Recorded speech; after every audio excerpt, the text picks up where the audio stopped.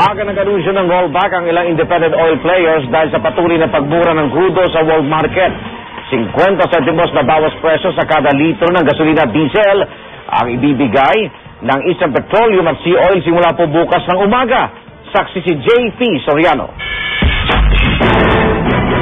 Mula sa record high na $147 itong Hunyo, bumagsak na ang Dubai crude sa $86.08 per barrel. Pebrero pa lang huling pumalo sa $86 level ang Dubai crude. Panahon kung kailan nasa 40 to 50 ang palitan ng piso kontra dolyar. Pero mahigit 8 piso pa ang diferensya ng pinakamahal na gas doon sa presyohan ngayon.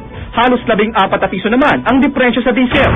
At dahil sa patuloy na pagmura ng world crude, sisimula ng Eastern Petroleum ang panibagong rollback. 50 centimos ang bawas presyo ng Eastern Petroleum sa gasolina at diesel. Epektibo alas 5 ng umaga bukas. Ganyan din ang rollback ng Sea Oil pero kasama ang kerosene simula alas 6 ng umaga. Ang Total at Uniol nagsabing susunod sila sa anumang adjustment na gagawin ng kanilang competitor. Wala pa namang pahayag ng ibang oil company kung susunod sila sa bawas presyo.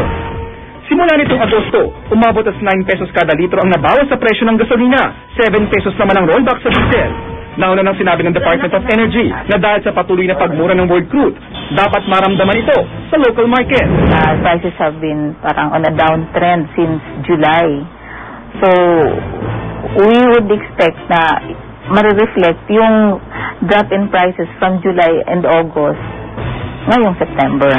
Ang transport groups naman na Acto at Piston, iginiit na kulang para ang 2 pisong rollback. Hinihiling pa rin nilang ibalik sa 44 peso level per liter ang presyo ng diesel.